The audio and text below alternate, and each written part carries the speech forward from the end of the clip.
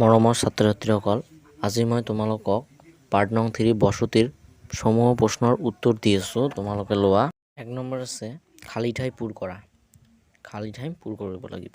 ক নম্বৰ আছে ডেছ কাৰ্য আৰম্ভ হোৱাৰ লগে লগে মানুহে একেই ঠাইতে স্থায়ীভাৱে বসবাস কৰিবলৈ আৰম্ভ কৰিলে। ডেছটোত কি হ'ব? তো ডেছটোত তোমালোকে লিখিবা কৃষি কাৰ্য। খ নম্বৰ আছে ডেছ উৎসক ভিত্তি কৰি গাঁওবাসীয়ে ভালেমান সা সুবিধা ভোগ কৰে। ডেছত কি হ'ব? পানীৰ উৎসক। আলিবাট গ নম্বৰ আছে আলিবাট ৰেলপথ নদীৰ কাষে কাষে গঢ়ি উঠা বসতিক ডেছ বোলে। ডেছ বসতি বোলে। তো কি হ'ব? ৰৈক্ষিক বসতি বোলে। ঘ নম্বৰ আছে বৰ্তমান অসমত গাঁৱৰ সংখ্যা হ'ল ডেছখন। ডেছত হ'ব 25,590খন। শুদ্ধ উত্তৰটো বাছি উলিয়া। ক নম্বৰ আছে গ্ৰাম্য বসতিৰ মূল বৃদ্ধি হ'ল বেপাৰ বাণিজ্য নে উদ্যোগ নে কৃষি? তোমালোকে লিখিবা কৃষি। খ নম্বৰ গ্ৰাম্য অঞ্চলতকৈ নগৰৰ অঞ্চলত জনসংখ্যাৰ ঘনত্ব কম নে অধিক নে সমান? অধিক।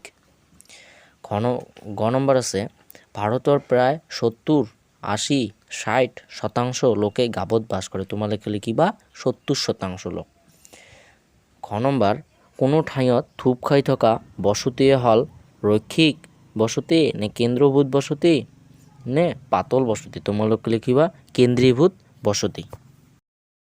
ছাত্ৰ ছাত্ৰীসকল, এই ভিডিঅ'টোত মই 1 নম্বৰ আৰু 2 নম্বৰ প্ৰশ্নৰ উত্তৰসমূহ দিলোঁ। পৰ ভিডিঅ'টোত মই 3 নম্বৰ প্ৰশ্নৰ উত্তৰসমূহ দি দিম।